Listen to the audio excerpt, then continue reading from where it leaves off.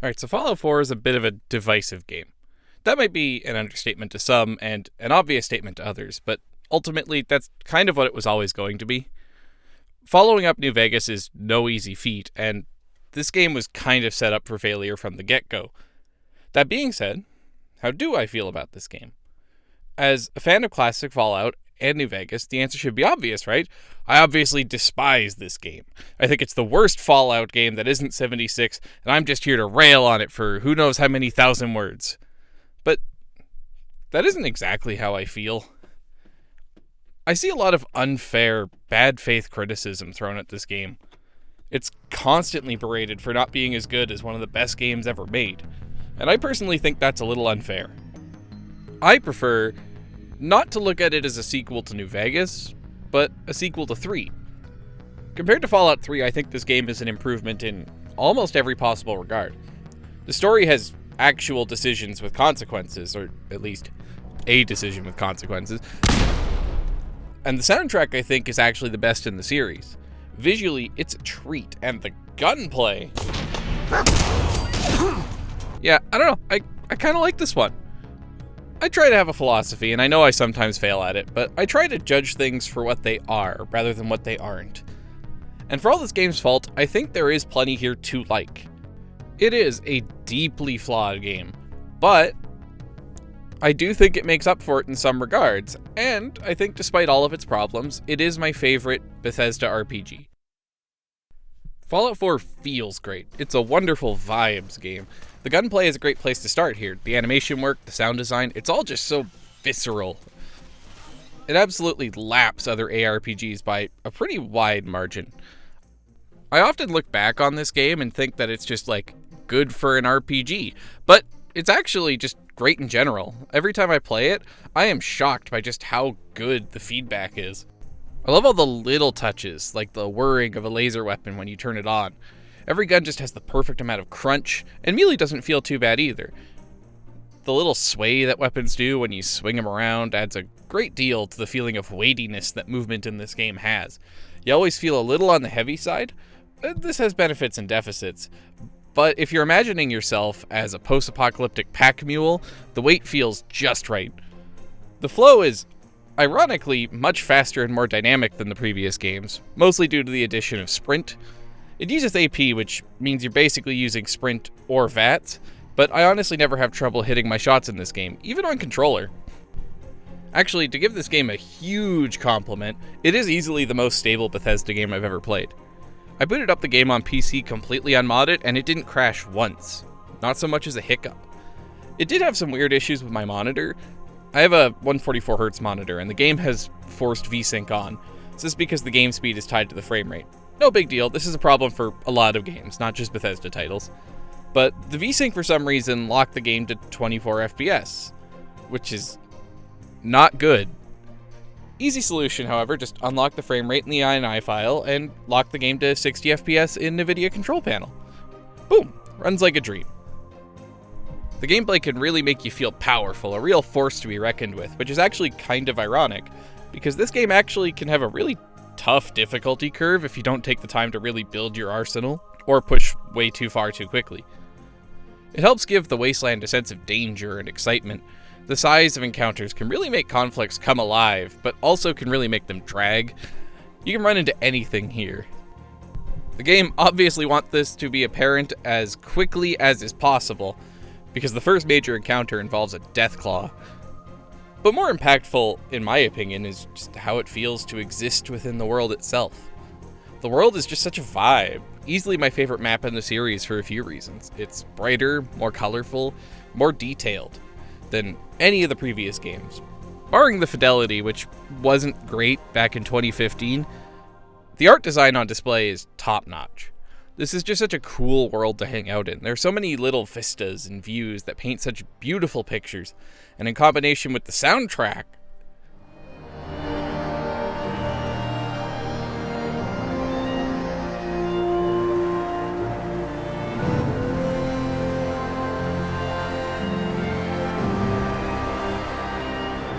yeah, the atmosphere is unmatched. The soundscape itself is rich and detailed. It's just like traveling through the real wilderness, but fun. where you're not getting bit by mosquitoes the whole time. I like that the art direction leads harder into the retrofuturism rather than the gothic vibe of the classic games. There's still some of that, but I actually prefer this angle of the art design. The animation work and detail, even with texture issues, just bring it all to life. That's the number one word I would use to describe Fallout 4. Alive. The world is constantly active. Things are always happening. You can get quests from just overhearing people talk. It's so cool. You get the vibe that communities are growing and that people are coming together, even despite active sabotage. Walking through Diamond City is just a feast for the senses. The colors, the shapes, the soundtrack. Perhaps it's all just tricks and illusions, but it's a compelling one. And really all game worlds are. The presentation of the world presents a stark beauty that is constantly a joy to look at. Wide open fields with destroyed bridges and roads, all the way to the dense ruins of a big city. Something that both of the other 3D Fallouts fail at is scale. Fallout 3 tries a little higher than what the technology allows, and New Vegas just makes the city too small. This is not the size of an actual city, especially given that House supposedly protected it with a missile defense system. But Fallout 4's Boston feels about right. You look at the skyline from a distance and think, yeah, this is what Boston looks like, if it were destroyed. On the ground, it feels appropriately large and dense. It's perfect, and the design is actually much better to navigate than 3. The game is open. It isn't hiding anything. It isn't funneling you through dank, dark tunnels. It's showing itself off at every opportunity. You can really explore, go anywhere, do anything. It's a great sandbox. The game also constantly gives you reasons to explore. Cool things are constantly visible. The game is just flooding you with quests that take you to cool and unique locations. And, slightly more controversially, legendary enemies give you a reason to go through even more content-sparse locations. Having a compelling world to travel through also helps build narrative stakes. You understand more what's worth fighting for. It's this. Settlements as a mechanic also really help with this. Just being able to hang out and build my little houses and manage my little settlers can absolutely fill up hours and hours of playtime. It makes Fallout 4 a very cozy experience when you want it to be. But the settlement system does have some big problems. For one, there aren't enough options for building, so you can't actually build anything cool. This isn't Valheim. Settlements also place narrative limitations that we'll talk about in a bit. However, it is a cool feature, and it's one that adds to the vibes and feel. It's a great game to chill out in.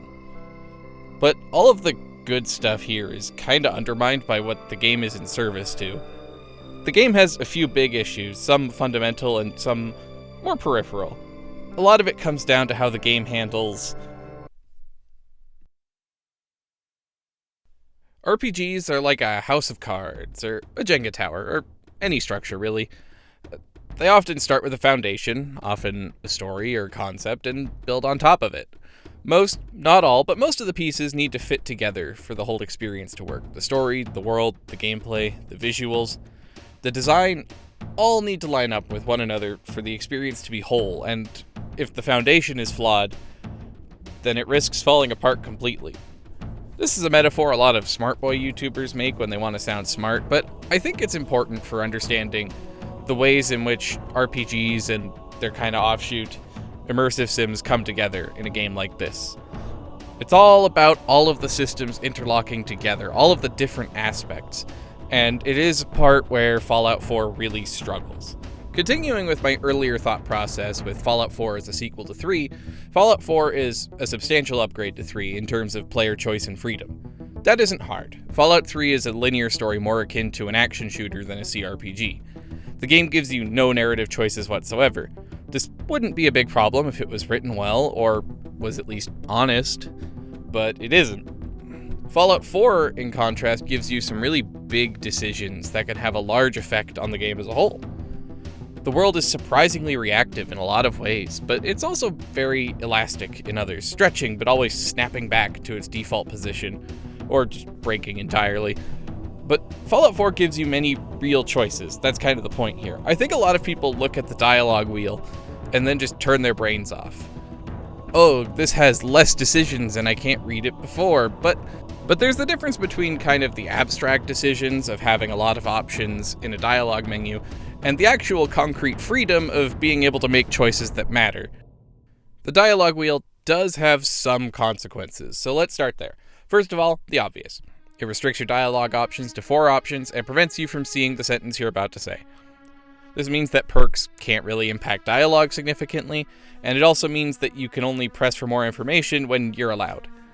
It also means that you're only really given yes or no decisions. But let's be honest with ourselves here. Most RPGs, even the best written ones, often make the majority of their decisions binary choices.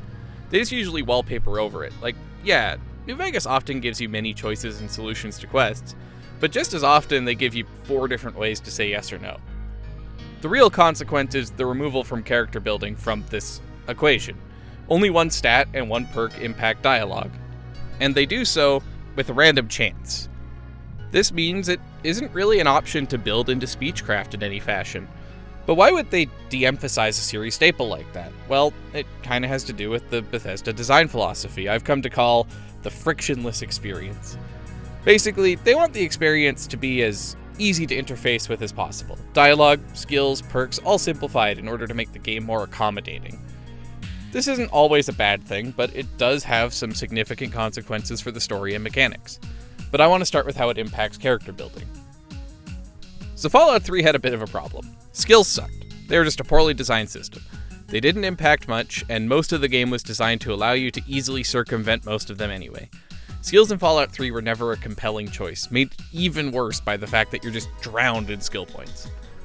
New Vegas looked at this and decided the solution was to make skills better, design more around them, give you less, and really force you to specialize.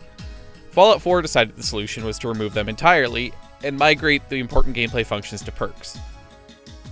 Now this is going to get me some hate, but I have a bit of a bugbear when it comes to RPGs, especially action RPGs like Fallout 4.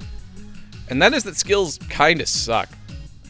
Either they are completely worthless or a complete crutch, and in a free-form, real-time scenario, there are just a lot more compelling ways to give you character choices.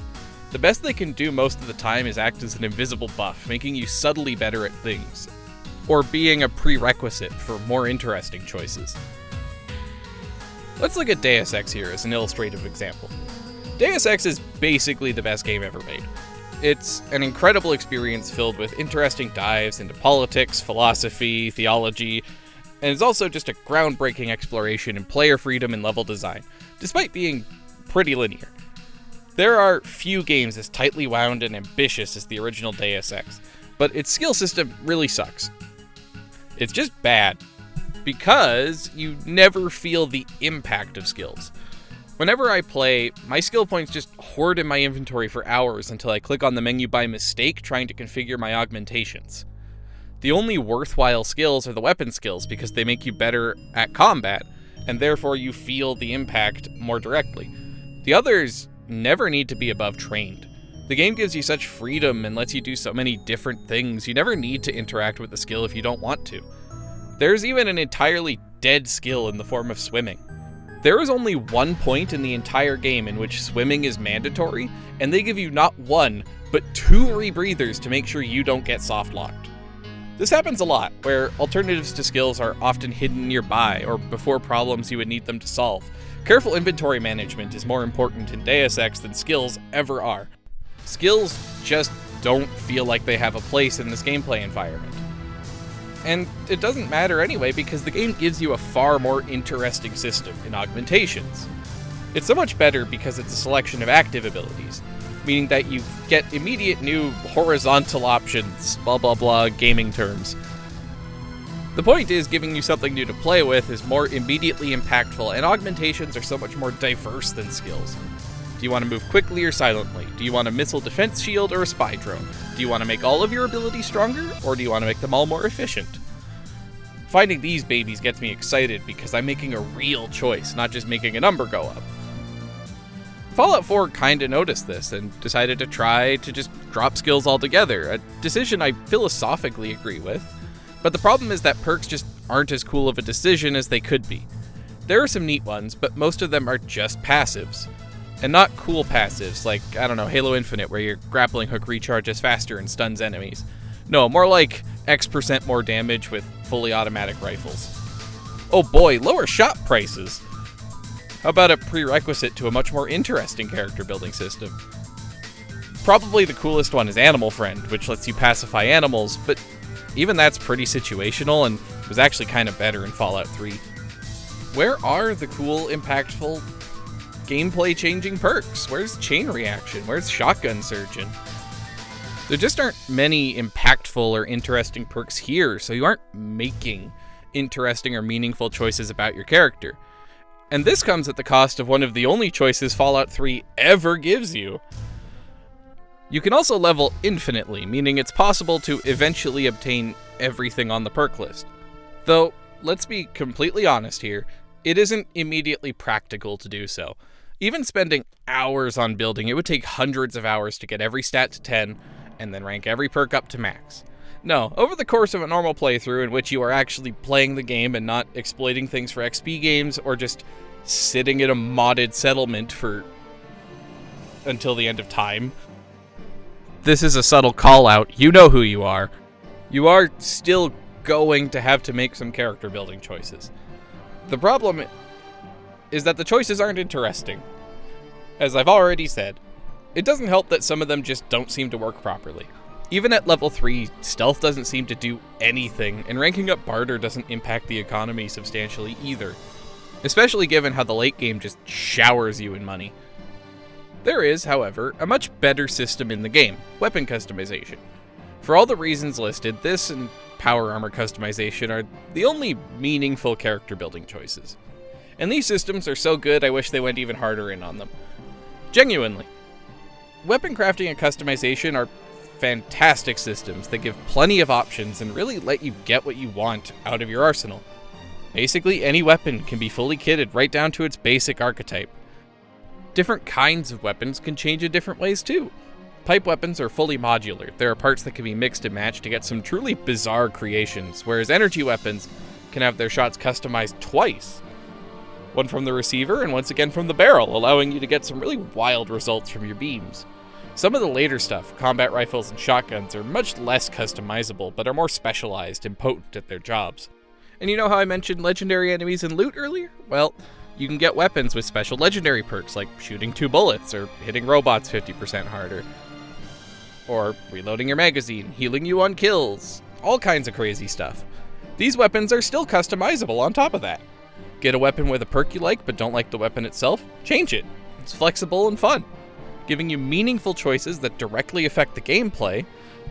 And it also means you can upgrade your older weapons to keep them up to parity with your later arsenal, letting you really form a bond with your weapons. Great for roleplay if you want to have a favorite trusty firearm. Weapon durability is also gone. Thank Todd.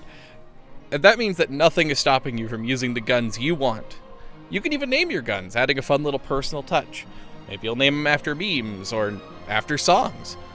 It actually gives you a lot of freedom of choice in your loadouts. Playing Inventory Accountant to fit as many custom legendary weapons in your person as you can legitimately handle is awesome. It is unironically the best part of character building in this game. A similar system exists for armor and power armor if that's something you care about, but I rarely utilize either. I usually never get high enough level in a playthrough to focus both armor and weaponsmithing, so I just pick the one that's more fun. Guns. But you notice a bit of a problem here? There's only one character building system that actually has a huge impact. Only one of the systems that actually works, and it outshines the others super hard.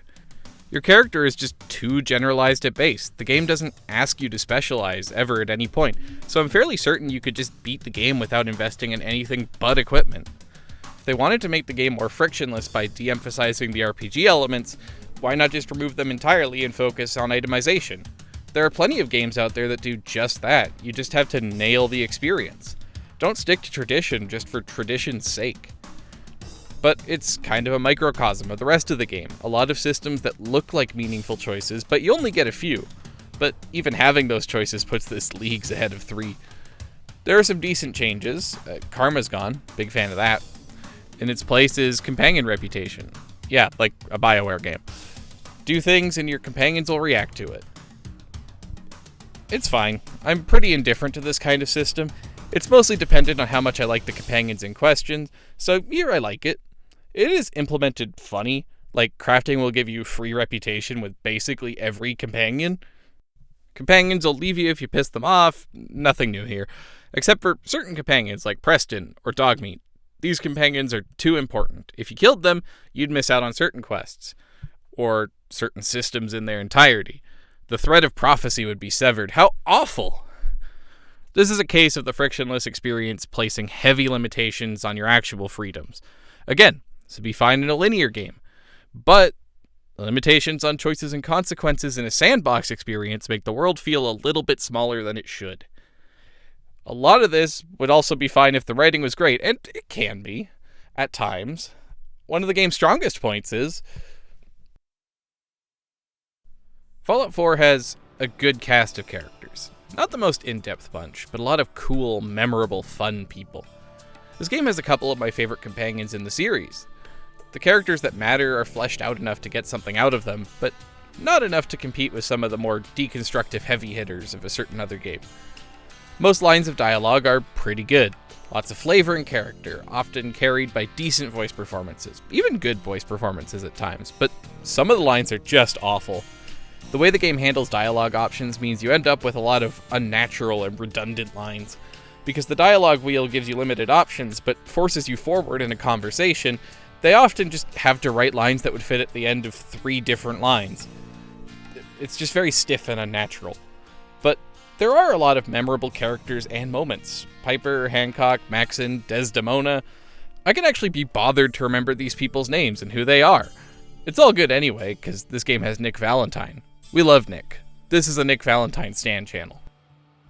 I think he, as a character, speaks the most to what I like about this game's writing. It's funny and weird, but it has an idea for something deeper just beneath the surface. Nick is a robot copy of a pre-war detective, a 1910s-style pre-war detective, meaning that he is a man out of time twice over. A fact he is self-aware of and grapples with throughout his entire side quest. His characterization is great, but there's one thing with him that is established and then just forgotten. I personally believe that you could take Nick and put him in a much better game, basically unchanged, and he would still work. The world is populated, top to bottom, with wacky dudes, and it really makes the Commonwealth come alive. It's so much stronger in this area than basically any other Bethesda RPG. So often, characters in their games are just names and backstories. No personalities whatsoever. Look at this guy, just a 3D model with a nameplate. Not a soul to be found. Not here, though. This is much better. This extends to the villain, Father. Great twist, great personal angle. I hear a lot of people say that hunting for your son is too weak of a personal angle, and I just gotta say, are you kidding me? Finding out that Sean is now 60 and the main villain rocks. And his personality and characterization are wonderful. The dialogue and exchanges that you have with him, they're super meaningful and impactful. They really leave an impression.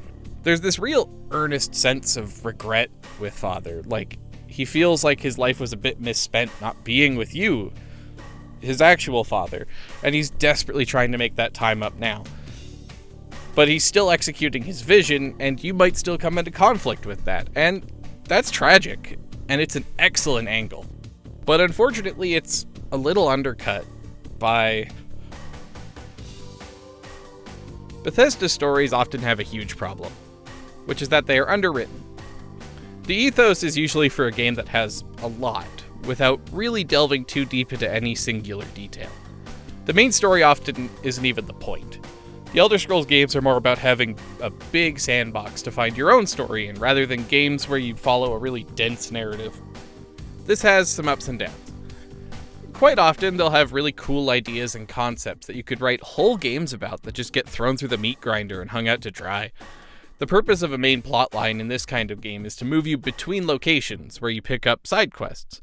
Morrowind literally tells you at several points that you should stop and do side quests in between main story missions.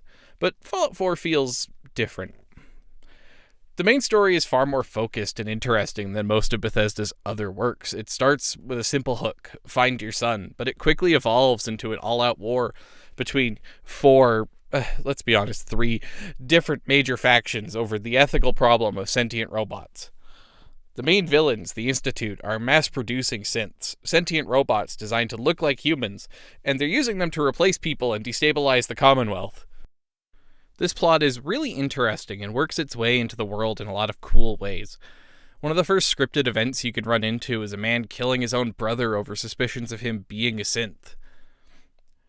It really starts to seep into the rest of the world too. Synths don't always drop synth components when they die, so any human you see could potentially be a synth.